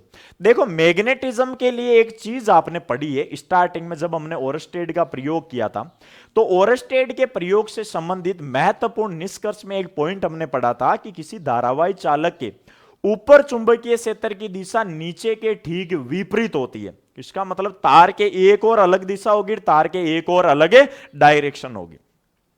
उसी दिशा को बताने के लिए यहां पर कुछ साइंस यूज होते हैं, कुछ चिन्ह यूज होते हैं, वो इस नोट पॉइंट के माध्यम से आपको समझ में आने वाले हैं। देखो क्या है, कागज के तल से बाहर की ओर, कागज के तल से बाहर की ओर निर्गत चुंबकीय क्षेत्र को बिंदु यानी डॉट, देखो ये ऐसे होता है, ओनली डॉट नहीं होता है, इसके चारों तरफ गोला भी होता है, डॉट और उसके चारों तरफ गोले से, तथा कागज के तल के लंबवत भीतर की ओर चुंबकीय क्षेत्र को क्रॉस से दर्शाया जाता है। ये दो चिन्ह हैं। अगर कहीं पे भी डॉट बना हुआ आ जाए, इसका मतलब क्या होने वाला है, वहां पर जो चुंबकीय क्षेत्र होगा वो कागज के तल से लंबवत बाहर की ओर होगा। और यदि कहीं क्रॉस बना हुआ आ जाए तो वो क्या होगा, अंदर की ओर होगा। अब आप कहोगे सर ये क्या है जमेला, कुछ समझ में नहीं आया। समझ में आएगा, इन डायग्राम को ध्यान से देखो। मुझे यह बताओ, ये एक धारावाही चालक है, ठीक है, और इसमें धारा प्रवाहित हो रही है ऊपर की ओर। अब आपको वो नियम तो याद होगा, दक्षिण हस्त अंगुष्ठ नियम, जो क्या कहता है कि धारावाही चालक को इस प्रकार से पकड़ो कि अंगूठा किस डायरेक्शन में, धारा की दिशा में हो, तो मुड़ी हुई अंगुलियां किसको बताएगी, चुंबकीय क्षेत्र की दिशा को बताती है। मुझे ये बताओ, ये मेरे पास धारावाही चालक है, इसमें धारा की दिशा नीचे से ऊपर की ओर जा रही है, मैंने इसको पकड़ा अपने दाहिने हाथ से, अंगूठा किस दिशा में, धारा की दिशा में, तो मुड़ी हुई अंगुलियां किसको बता रही है, चुंबकीय क्षेत्र की दिशा को। लेकिन अगर ध्यान से देखो, तो अगर इस धारावाही चालक के इधर देखूं मैं, इस साइड में, तो उंगलियां देखो अंदर जा रही है या नहीं जा रही है, तो इस डायरेक्शन में जो चुंबकीय क्षेत्र है वो किस तरफ है, लंबवत, कागज का तल। अगर मैं इसको कागज का तल मानूं, देखो ये धारावाही चालक है और ये कागज का तल है, तो कागज के तल के लंबवत अंदर की ओर जा रही है या नहीं जा रही है। लेकिन अगर मैं इधर देखूं आके इसी को, इस साइड में, तो देखो उंगलियां मुड़कर वापस आ रही है या नहीं आ रही है। तो इस डायरेक्शन, चालक जो धारावाही चालक तार है, इसके इधर तो जो बल रेखा है वो किस तरफ जा रही है, अगर ऐसे पकड़ोगे तो देखो, ऐसे पकड़ो तो अंदर जा रही है या नहीं जा रही है। लेकिन इसको घुमा के इधर देखूं तो इधर से कहां आ रही है, बाहर आ रही है या नहीं आ रही है। तो दोनों तरफ देखने पर आपको चुंबकीय क्षेत्र अलग नजर आ रहा है कि इधर से देखोगे तो कागज के तल के लंबवत अंदर की ओर है, लेकिन इसमें इधर देखोगे तो कागज के तल के लंबवत बाहर की ओर है। तो इसको डिनोट करने का तरीका क्या है कि कागज के तल के लंबवत अंदर की ओर है तो इसको किससे डिनोट करोगे, क्रॉस से, और लंबवत बाहर की ओर है तो इसको किससे डिनोट करोगे, डॉट से। इस प्रकार से ये चुंबकीय क्षेत्र की दिशा को प्रदर्शित किया जाता है। सेम ऐसे यदि धारा की दिशा को बदल दिया जाए, अब देखो धारावाही चालक ऐसे, धारा नीचे बह रही है तो अंगूठा नीचे, तो देखो मुड़ी हुई अंगुलियां ऐसे बहेगी, धारा जो चुंबकीय क्षेत्र की दिशा होगी वो अब की बार ऐसे होगी। तो इधर देखूंगा तो देखो अब की बार कागज के तल के लंबवत इधर हो रहा है, लेकिन इधर से देखूंगा तो बाहर आ रही है या नहीं आ रही है, देखो ये अंदर और इधर से बाहर। तो अब की बार कागज के तल के लंबवत अंदर इस तरफ होगा तो क्रॉस इधर है, और बाहर इधर होगा तो डॉट है इधर है। आशा है कि आपको अच्छे से समझ में आया होगा। इसी तरीके से ये तो सीधे तार है, अगर तार हो वृत्ताकार तार, कैसे तार हो भाई, वृत्ताकार तार हो, तो वहां पे क्या होता है। तो देखो वृत्ताकार तार के लिए भी आपने नियम पढ़ा है, वही सेम नियम है, उसको उल्टा चिपका दो कि अगर मुड़ी हुई अंगुलियां धारा की दिशा में हो तो अंगूठा किस तरफ होता है, चुंबकीय क्षेत्र की दिशा में होता है। अब देखो इसमें जो धारा की दिशा है वो ऊपर से नीचे की ओर क्लॉकवाइज है, देखो ऐसे है या नहीं है। तो मेरा अंगूठा किस तरफ है, कागज के तल के लंबवत अंदर की ओर है या नहीं है, और कागज के तल के लंबवत अंदर की ओर, इसका मतलब क्या आएगा, क्रॉस। लेकिन इसमें देखो जब एंटी क्लॉकवाइज है, एंटी क्लॉकवाइज का मतलब ऐसे है, तो देखो अंगूठा किस तरफ आ गया, बाहर की ओर, तो कागज के तल के लंबवत बाहर की ओर, इसका मतलब किससे डिनोट करोगे, डॉट से डिनोट करोगे। कई बार बोर्ड एग्जाम में सीधा सीधा यहां से तुच्छा सा क्वेश्चन पूछ लिया जाता है, सिंपल सा। आपको एक वायर दे देगा और आपसे कहेगा धारा की दिशा ये है, तो इसमें बताओ इधर पीक पॉइंट दे दिया, इधर क्यू पॉइंट दे दिया, तो बताओ किस तरफ क्रॉस आएगा और किस तरफ डॉट आएगा। जैसे मान लो मैं आपको एक वायर दे देता हूं, जैसे देखो ये वायर है, इसमें आई धारा प्रवाहित हो रही, इधर मैंने एक आपको पॉइंट दे दिया P, इधर दे दिया Q। बताओ किस तरफ तो क्रॉस आएगा और किस तरफ डॉट आएगा। तो आपको क्या करना है, सिंपल सा नियम लगाना है। ये धारावाही चालक है, पकड़ो अंगूठा, इधर इस साइड में तो कागज के तल के लंबवत अंदर की ओर, जबकि इधर क्या होगा, बाहर। तो इधर तो क्या आएगा, क्रॉस आएगा, और इधर क्या आएगा, डॉट आएगा। समझ गए? इधर ऐसे पकड़ोगे तो इधर तो क्या आ जाएगा भाई, कागज के तल के लंबवत ऐसे रखोगे तो इधर तो लंबवत है और इधर से क्या आएगा, बाहर। तो ये आपके सामने, तो ऐसा कोई सिंपल सा क्वेश्चन पूछ लिया जाता है। इसी तरीके से जैसे आपको कोई अर्धवर्ताकार दे दे, ये है, अब इसमें धारा की दिशा ये है, तो कौन सी डायरेक्शन है, क्लॉकवाइज है या नहीं है। तो यहां पर एक पॉइंट दे दिया और यहां पर एक पॉइंट दे दिया, तो बताओ इस पर धारा की दिशा क्या होगी। तो आप कहोगे वर्तीय धाराओं वाला लगाओगे। अगर क्लॉकवाइज है, ये कौन सी डायरेक्शन है, क्लॉकवाइज, तो हमेशा किस तरफ होगी, अंदर की तरफ होगी, तो क्या आ जाएगा, क्रॉस से आ जाएगा। तो ऐसा कोई सिंपल सा क्वेश्चन यहां से पूछ लिया जाता है, और आगे बहुत सारी जगह ये यूज भी होता है, इसलिए हमने यहां पे इसको नोट पॉइंट के फॉर्म में देखा है। अब आता है भाई आपका एक और नया टॉपिक, जो है चुंबकीय क्षेत्र में आवेश की गति, यानी विद्युत क्षेत्र में आवेश की गति। तो हमने पढ़ ली कि F बराबर क्यू नॉट ई बल से किस तरीके से आवेश है वो विद्युत क्षेत्र में गति करता है। अब देखो, अब हम पढ़ेंगे चुंबकीय क्षेत्र में आवेश की गति कैसे होती है। अब यदि किसी चुंबकीय क्षेत्र में आवेश को रखा जाता है तो इसकी मेनली 3 कंडीशन बनती है भाई। कितनी कंडीशन बनती है, 3। एक तो सबसे पहली चीज जो आपको ध्यान में रखना है कि चुंबकीय क्षेत्र में यदि आवेश गति करता है तो उस पर लगने वाला चुंबकीय बल कितना होता है, तो F वेक्टर बराबर Q V vector cross B vector होता है। सबसे पहले तो ये फॉर्मूला आपको पता होना चाहिए, क्योंकि यदि आवेश चुंबकीय क्षेत्र में गति करेगा तो गति तो हमेशा बल के प्रभाव में होगी, और वो बल कितना होगा, F वेक्टर बराबर, यदि आवेश Q है, V वेक्टर वेग से गति कर रहा है, B वेक्टर चुंबकीय क्षेत्र में गति कर रहा है, तो F वेक्टर बराबर Q V vector cross B vector होने वाला है। अब इसकी 3 कंडीशन है, जिसमें पहला देखो, यदि आवेशित कण चुंबकीय क्षेत्र के समांतर या प्रति समांतर गतिमान है। समांतर या प्रति समांतर का मतलब क्या है, देखो, F बराबर Q V vector cross B vector है, तो F वेक्टर बराबर क्या लिख सकते हो, अगर मैं मैग्नीट्यूड फॉर्म में लिखूं तो F बराबर Q V B sine theta लिख सकते हो। और यहां पर जो ये थीटा है वो किसके बीच में होता है, V और B के बीच का एंगल ही होता है। यदि आवेशित कण चुंबकीय क्षेत्र के समांतर या प्रति समांतर गतिमान, माना कि ये चुंबकीय क्षेत्र है, तो यदि कोई आवेश इसी दिशा में गतिमान हो तो समांतर, या इसके ठीक विपरीत हो तो क्या, प्रति समांतर। इसका मतलब आप क्या कहोगे कि या तो थीटा बराबर 0 डिग्री है, ये तो कौन सी कंडीशन हो जाएगी, समांतर वाली, या थीटा बराबर कितना है 180 डिग्री, और ये कौन सी कंडीशन हो जाएगी, प्रति समांतर। यानी या तो समांतर हो तो थीटा 0 डिग्री, या प्रति समांतर हो तो थीटा 180 डिग्री। मुझे यह बताओ, अगर थीटा 0 हो या 180 हो तो साइन 0 डिग्री हो या साइन 180 डिग्री हो, वैल्यू हमेशा कितनी होती है, 0 ही होती है या नहीं होती है। तो इसका मतलब F बराबर जो QVB साइन थीटा फॉर्मूला है, यहां पर थीटा की जगह 0 डिग्री रखो या 180 डिग्री रखो, इस पूरे की वैल्यू कितनी आने वाली है, 0। तो F बराबर क्या आ जाएगा, 0। यानी इस स्थिति में आवेश पर कोई चुंबकीय बल कार्य नहीं करता है। इस स्थिति में आवेश पर कोई चुंबकीय बल कार्य नहीं करता है। यह पॉइंट आपको ध्यान में रखना है। तो देखो, अब आप कहोगे सर नोट्स कैसे बनाए, तो देखो हेडिंग डालो, चुंबकीय क्षेत्र में आवेश की गति। सबसे पहले इसमें लिखो कि जब कोई भी आवेश Q V वेक्टर वेग से B वेक्टर चुंबकीय क्षेत्र में गति करता है तो उस पर लगने वाला चुंबकीय बल एफ वेक्टर बराबर Q V vector cross B vector, या एफ बराबर Q V B sine theta, जहां थीटा वी वेक्टर व बी वेक्टर के मध्य कोण होता है।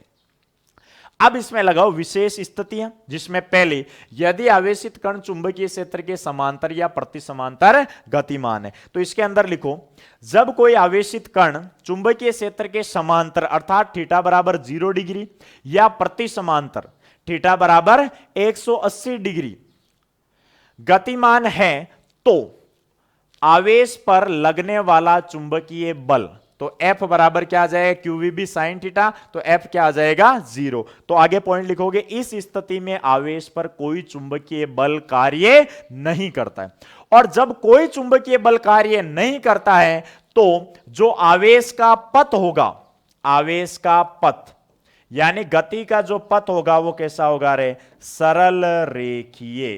कैसा होने वाला है भाई, सरल रेखीय। बहुत ही इंपॉर्टेंट पॉइंट, यानी इस स्थिति में आवेशित कण के गति का जो पथ होगा वो कैसा होगा, सरल रेखीय पथ होगा। देखो जैसे ये चुंबकीय क्षेत्र बी वेक्टर है, इसमें कोई आवेश है Q, ये आवेश Q है, वो इसके समांतर गतिमान है वी वेक्टर वेग से, तो इसका मतलब थीटा बराबर क्या हो गया 0 डिग्री। ये कौन सी कंडीशन होगी, समांतर।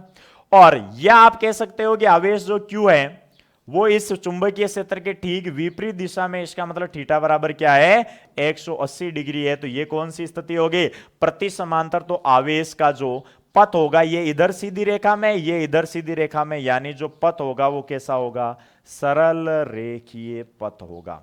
कैसा होने वाला है, सरल रेखीय पथ, क्योंकि ये चुंबकीय क्षेत्र के प्रभाव से बिल्कुल भी विक्षेपित नहीं हो रहा है, ओनली इस पर विद्युत क्षेत्र लगेगा और विद्युत क्षेत्र के कारण ये सरल रेखीय पथ पर गति करता रहेगा। यह है पहली कंडीशन। अब आती है सेकंड कंडीशन की, यदि आवेशित कण चुंबकीय क्षेत्र के लंबवत गतिमान है। लंबवत गतिमान का मतलब थीटा बराबर कितना है भाई, 90 डिग्री। कितना होने वाला है थीटा, 90 डिग्री। किस किस के बीच में, वी वेक्टर और बी वेक्टर के बीच में। देखो जब आवेशित कण चुंबकीय क्षेत्र के लंबवत गति करता है अर्थात थीटा बराबर 90 डिग्री हो, तो सबसे पहले तो आवेशित कण पर लगने वाला चुंबकीय बल F बराबर क्या होता है भाई, आप कहोगे सर QVB sin थीटा होता है। थीटा कितना है भाई, 90 डिग्री, तो sin 90 की वैल्यू कितनी, तो आप कहोगे सर होती है 1। तो चुंबकीय बल कितना आ जाएगा, F बराबर QVB। और ये आपको बताया हुआ है हमेशा चुंबकीय बल की कैसी वैल्यू होती है, मैक्सिमम वैल्यू होती है। तो पहली चीज तो कि जब आवेशित कण चुंबकीय क्षेत्र के लंबवत गति करता है तो उस पर लगने वाला चुंबकीय बल कितना होगा, तो बल होगा F बराबर QVB। इसका मतलब चुंबकीय बल लग रहा है, और चुंबकीय बल लगेगा तो ये कुछ ना कुछ आवेशित कण पर कारनामा करेगा। और ये कारनामा क्या है, देखो यहां पर भी आपको नियम पता होना चाहिए। देखो क्रॉस का मतलब क्या है, मैंने यहां पर बी वेक्टर ले रखा है क्रॉस के फॉर्म में। किस फॉर्म में ले रखा है, ये क्रॉस, क्रॉस क्या है, चुंबकीय क्षेत्र है भैया। क्या है, चुंबकीय क्षेत्र। क्रॉस का मतलब क्या होता है, क्रॉस का मतलब होता है सर अभी पढ़ा है कागज के तल के लंबवत अंदर की ओर। अब देखो नियम लगाओ भाई QVB वाला, फ्लेमिंग का लेफ्ट हैंड रूल। चुंबकीय क्षेत्र तर्जनी, ये लो तर्जनी, ये क्रॉस है तो लंबवत अंदर की ओर, तो ये चुंबकीय क्षेत्र हो गया। इस डायरेक्शन में आप किसी भी आवेश Q को प्रवाहित कर रहे हो। मान लो आपके पास आवेश कितना है Q, वो V वेक्टर वेग से, अगर चुंबकीय क्षेत्र ऐसे है तो इस डायरेक्शन में आप किसको लेकर आ रहे हो, सीधा आप किसी आवेश Q को लेकर आ रहे हो। तो मुझे यह बताओ इस पर लगने वाला ये जो चुंबकीय बल होगा ये किस तरफ होगा, लंबवत ऊपर की ओर होगा या नहीं होगा। इसका मतलब यह हुआ कि इस आवेश को ये जो चुंबकीय बल है, जैसे मान लो यहां पर आ गया आवेश Q, प्लस चार्ज है वो वी वेक्टर वेग से यहां आ गया, तो देखो चुंबकीय बल चुंबकीय क्षेत्र किस तरफ, इस तरफ, V किस तरफ, इस तरफ, तो इसको ऊपर की ओर खींचेगा या नहीं खींचेगा, यानी इसमें चुंबकीय बल किस तरफ लगेगा, ऊपर की ओर लगेगा या नहीं लगेगा। इस डायरेक्शन में यहां पर F लगेगा, चुंबकीय बल जो किसके बराबर होगा, QVB। अब ये बल लगेगा तो ये इस आवेश को क्या करना चाहेगा, ऊपर की ओर खींचना चाहेगा। ऊपर की ओर खींचेगा तो इसका जो पथ सीधा न होके कैसा, देखो ऊपर की ओर खींचेगा तो ये थोड़ा सा मुड़ गया, नहीं मुड़ गया, यहां आएगा तो और इधर ऊपर की ओर खींचेगा तो मुड़ गया, और खींचेगा तो मुड़ गया। इसका मतलब ये हुआ कि ऐसे करते करते एक पथ बन जाएगा और ये पथ कैसा होगा, वृत्ताकार पथ। कैसा होगा, वृत्ताकार पथ बने जाएगा। तो ऐसे करते करते यहां पर आया तो देखो यहां पर नियम लगा लो, चुंबकीय क्षेत्र इधर और ये देखो इधर है या नहीं है, वी वेक्टर की डायरेक्शन, तो बल वही सेंटर की तरफ बल लगेगा या नहीं लगेगा। इसी तरफ यहां पर आ जाओ, ऐसे लग रहा है तो देखो नीचे की ओर चुंबकीय बल लगेगा या नहीं लगेगा। इसी तरीके से यहां पर आ जाओ तो सेंटर की तरफ यानी अभिकेंद्रीय बल के रूप में अगर कहो तो यहां पर चुंबकीय बल अभिकेंद्रीय बल का काम कर रहा है। और जब अभिकेंद्रीय बल आ जाता है तो आपको पता है गति कैसी होती है, वृत्तीय गति होती है।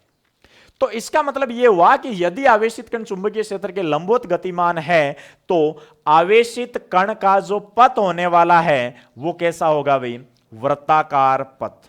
कैसा होगा, वृत्ताकार पथ होगा। और वृत्ताकार पथ होगा तो वृत्ताकार पथ के लिए आवश्यक अभिकेंद्रीय बल यहां पर कौन प्रदान करेगा, चुंबकीय बल। तो यहां पर आप ये लाइन लिख सकते हो, वृत्ताकार पथ के लिए आवश्यक अभिकेंद्रीय बल, आवश्यक अभिकेंद्रीय बल चुंबकीय बल प्रदान करता है, चुंबकीय बल प्रदान करता है। यानी यहां पर इसको घुमाने वाला अभिकेंद्रीय बल, सेंटर की तरफ लगने वाला बल कौन सा होगा, F बराबर QVB। इसका मतलब आप लिख सकते हो कि वृत्ताकार गति के लिए mv²/r होता है अभिकेंद्रीय बल। यदि पथ की त्रिज्या क्या है, r है, तो यह किसके बराबर होगा, QVB के बराबर होगा। तभी तो वृत्ताकार गति होगी, अभिकेंद्रीय बल बराबर अपकेंद्रीय बल। तो यहां पर अभिकेंद्रीय बल कौन प्रदान करेगा, QVB। और आवश्यक अपकेंद्रीय बल का फॉर्मूला तो आप जानते हो, mv²/r। और यहां पर ये r क्या है, वृत्ताकार पथ की त्रिज्या, वृत्ताकार पथ की त्रिज्या। और v वेग है ही, m आवेशित कण का द्रव्यमान, q उस पर आवेश, v वेग वापस हो ही जाएगा, और b।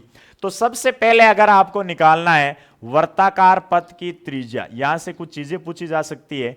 वर्ताकार पथ की त्रिज्या तो देखो यहां से कैसे निकाल सकते हो भाई, mv²/r बराबर है QVB।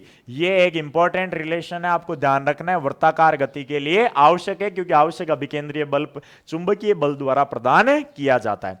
तो देखो वृत्ताकार पथ की त्रिज्या क्या हो जाएगी, 1v से 1v कैंसिल, तो मैं लिख सकता हूं mv/r बराबर QB। तो यहां से r बराबर आ जाएगा mv/QB।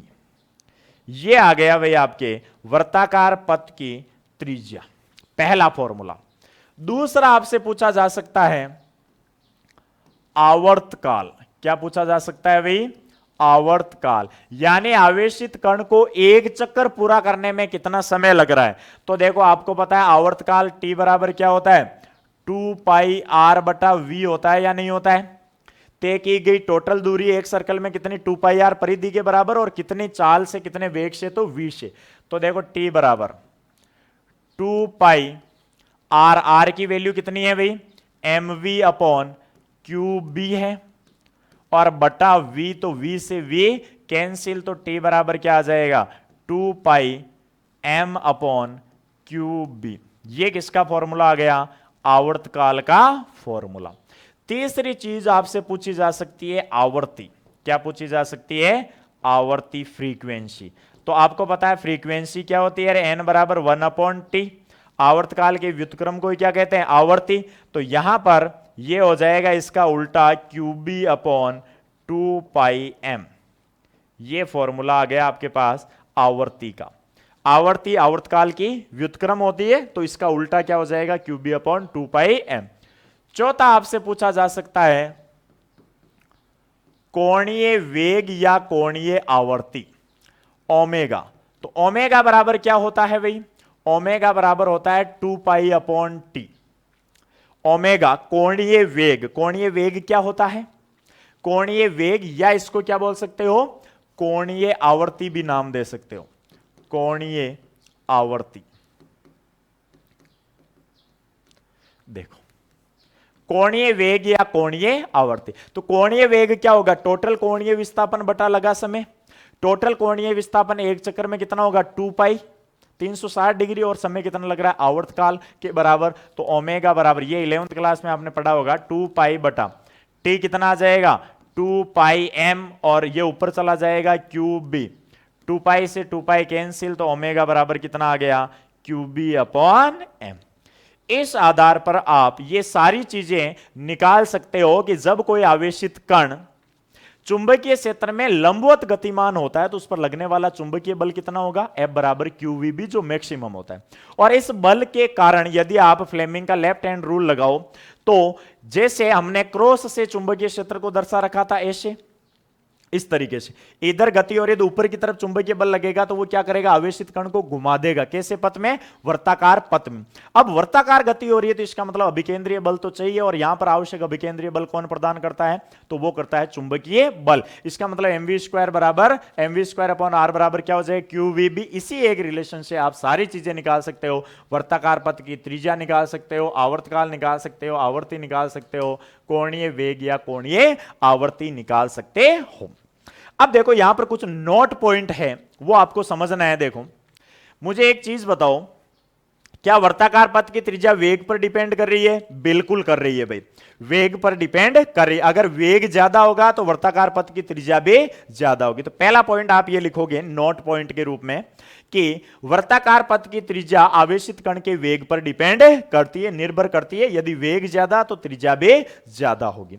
दूसरी चीज, क्या आवर्तकाल, आवर्ती, कोणीय वेग या कोणीय आवर्ती ये कहीं वेग पर डिपेंड कर रहे हैं क्या, ये कहीं पे भी वेग पर डिपेंड नहीं करते हैं। तो दूसरी चीज लिखोगे आप, आवेशित कण का आवर्तकाल, आवर्ती, कोणीय वेग या कोणीय आवर्ती आवेशित कण के वेग पर निर्भर नहीं करते हैं। ये आपको कुछ पॉइंट से वो यहां से लिखना है। ये हुई भाई आपकी सेकेंड कंडीशन। अब है आपकी थर्ड कंडीशन। देखो ये थर्ड कंडीशन है भाई, तीसरी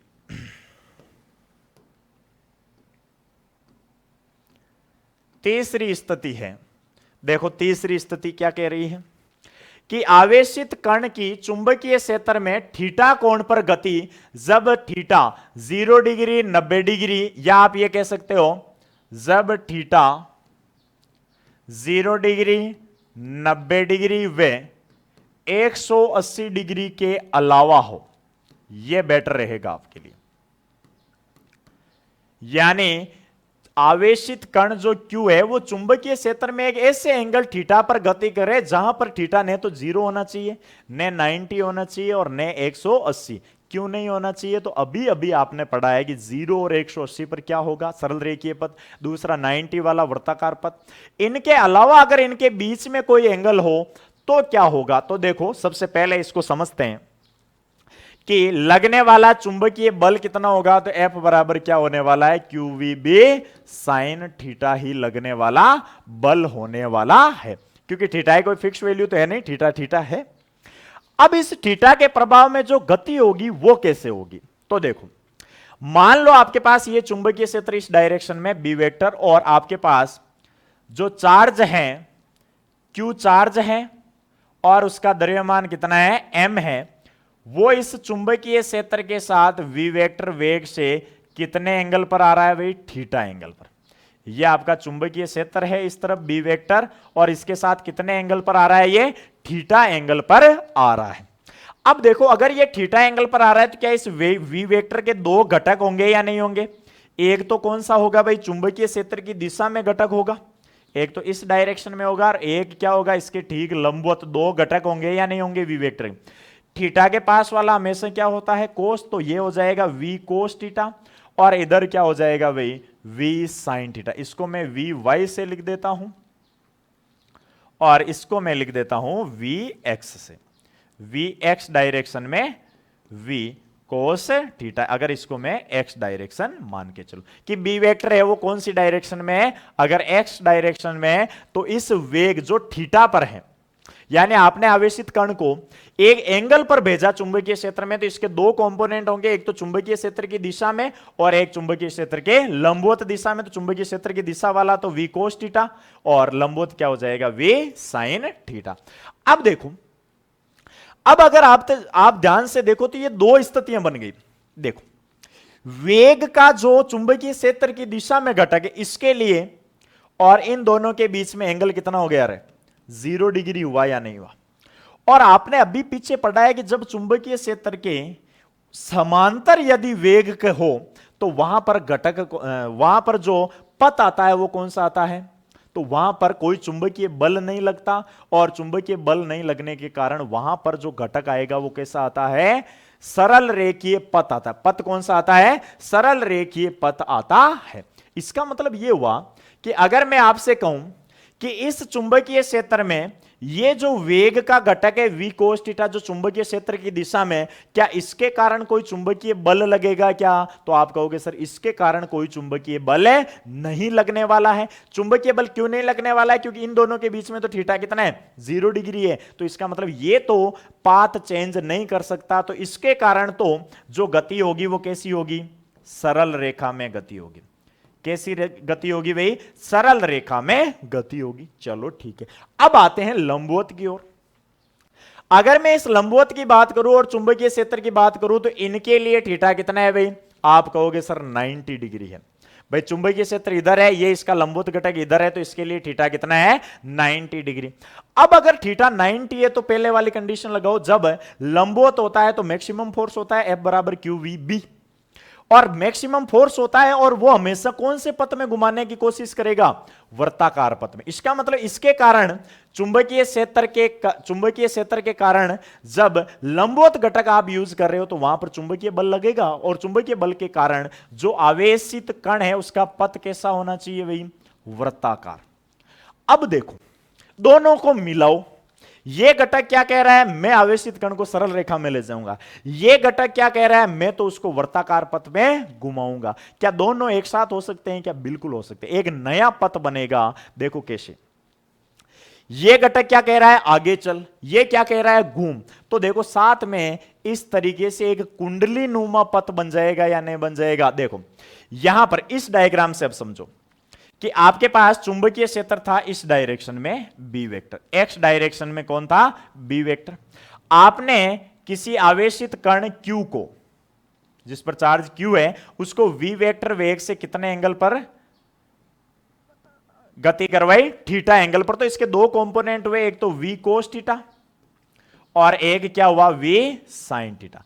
ये तो लंबवत घटक और ये क्षैतिज घटक। ये घटक चुंबकीय क्षेत्र की दिशा में तो क्या करेगा, सरल रेखीय पथ में आगे की ओर खींचेगा।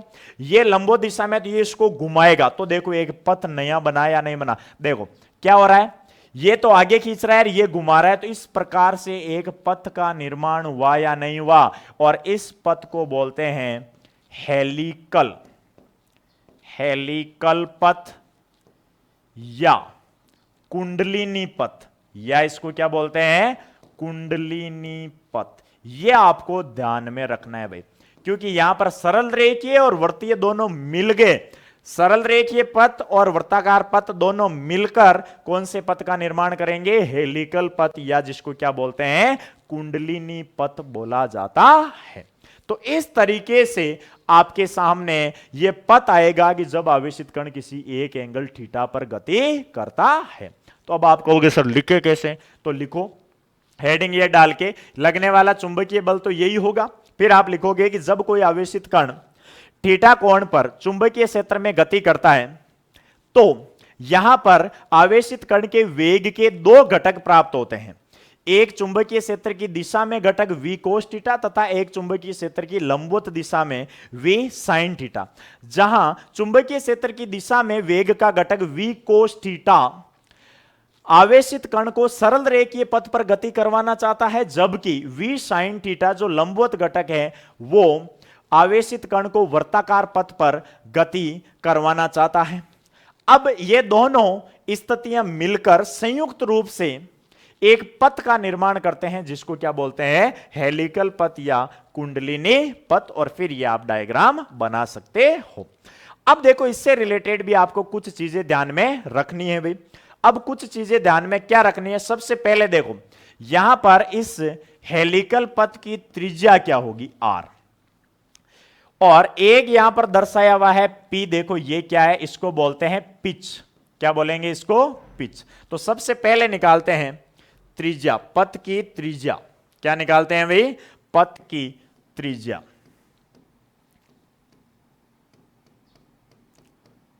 पथ की त्रिज्या।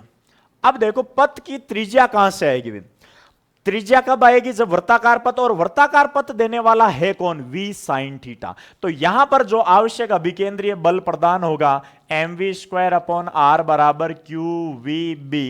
तो यहां पर जो ये v होगा वो कौन से वाला होगा, लंबवत वाला v sin थीटा वाला होगा। कौन सा होगा, v sin थीटा। तो देखो यहां पर एक v से एक v तो उड़ गया, तो एम वी परपेंडिकुलर बटा आर बराबर क्या आ जाएगा, क्यूब बी। तो आर बराबर क्या आ गया रे, आर बराबर आ गया M V perpendicular upon Q B, और जहां पर आप लिख सकते हो एम वी, ये क्या है, साइन थीटा बटा क्यू बी। ये आपके पास फॉर्मूला आ गया पथ के त्रिज्या का। कैसे आया, तो ध्यान रहे कि वृत्ताकार पथ पर कौन घुमा रहा है, वी साइन थीटा ही तो घुमा रहा है। तो यहां पर वेग का घटक कौन सा काम में आएगा, लंबवत वाला जो V sine theta, V cos theta नहीं, क्योंकि वी कोस थीटा घुमा थोड़ी रहा है। अरे त्रिज्या, त्रिज्या का मतलब वृत्त बनेगा तभी तो त्रिज्या आएगी, और वृत्त बना कौन रहा है, वी साइन थीटा। तो क्या आ गया, एम वी साइन थीटा। दूसरी चीज, सेम चीजें वही है, अगर आपको निकालना है आवर्तकाल। क्या निकालना है, आवर्तकाल। तो आवर्तकाल का फॉर्मूला क्या था, टी बराबर 2 पाई आर अपॉन वी। तो वी कौन सा लेना है, परपेंडिकुलर वाला, टी बराबर 2 पाई, आर की जगह आ जाएगा एम वी परपेंडिकुलर अपॉन क्या आ जाएगा भाई, क्यू बी, और ये v परपेंडिकुलर है, इससे ये कैंसिल, तो t बराबर क्या आ जाएगा, 2 पाई m अपॉन क्यू बी। इसका मतलब ये हुआ कि आवर्तकाल पर तो कोई प्रभाव ही नहीं पड़ा। तीसरा, इसी तरीके से आवर्ती पर भी कोई प्रभाव नहीं पड़ेगा, तो आवर्ती का फॉर्मूला इसका उल्टा हो जाएगा, डायरेक्ट लिख रहा हूं मैं, क्यू बी अपॉन क्या हो जाएगा, 2 पाई m, क्योंकि हमने पीछे देखा है कि आवर्तकाल और आवर्ती है वो वेग से स्वतंत्र होते हैं, वेग पर डिपेंड नहीं करते। इसी तरीके से कोणीय आवर्ती या कोणीय वेग, कोणीय आवर्ती ओमेगा बराबर क्या हो जाएगा, 2 pi Q B upon M, direct formula, क्योंकि ये वेग से स्वतंत्र है, तो ये तो सेम वे से आएंगे जैसे वृत्ताकार में आए थे। अब मेन पॉइंट जो अगला है वो है पिच का। कौन सा है भाई, पिच का, पांचवा। ये सीधा सीधा कई बार पूछ लिया जाता है, पिच, या इसको बोलते हैं चूड़ी अंतराल। क्या बोलोगे इसको, चूड़ी अंतराल। देखो पिच या चूड़ी अंतराल क्या होता है, एक घूर्णन में तय की गई क्षैतिज दूरी, तय की गई क्षैतिज दूरी पिच कहलाती है, पिच कहलाती है। देखो डायग्राम से समझते, एक घूर्णन में तय की गई क्षैतिज दूरी। मुझे यह बताओ, मान लो एक रोटेशन है, वो यहां से स्टार्ट हुआ, यहां से चलकर वापस यहां ऊपर आएगा, तो ये एक रोटेशन होगा या नहीं होगा। तो इनके बीच में यहां से चलकर यहां तक आया, तो इसके बीच में क्षैतिज दूरी यानी आगे विस्थापित हुआ या नहीं हुआ। तो एक राउंड में चलकर कितना आगे गया, तो उसके बीच की दूरी क्या होगी, पिच होगी। अब देखो क्षैतिज दूरी है, इसका मतलब पिच है क्या, एग्जैक्ट में दूरी, और दूरी बराबर क्या होता है, दूरी बराबर होता है चाल इंटू समय। क्या होता है भाई, चाल इंटू समय। दूरी की जगह यहां क्या है, पिच है, पिच जिसको मान लो पी से डिनोट कर रखा है। चाल कितनी है, v, लेकिन v के दो घटक है आपके पास। अब मुझे ये बताओ क्षैतिज दूरी कौन सा करवा रहा है, v कोस थीटा करवा रहा है या v साइन थीटा। तो आप कहोगे सर समांतर वाला करवा रहा है, लंबवत वाला नहीं, v कोस थीटा क्षैतिज दूरी करवा रहा है। और समय, एक घूर्णन में जो समय लगता है उसको आप क्या बोलते हो, आवर्तकाल।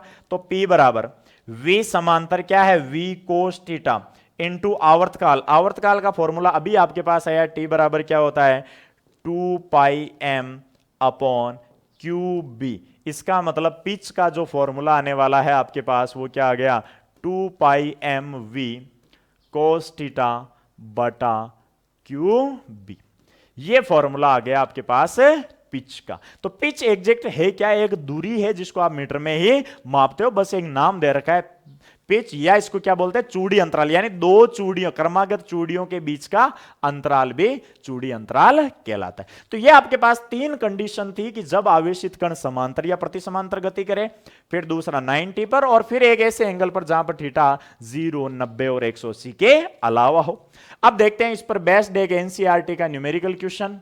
देखो क्या कह रहा है कि यदि 6 इंटू 10 की पावर -4 टेस्ला के चुंबकीय क्षेत्र, यानी B बराबर कितना दे रखा है आपको?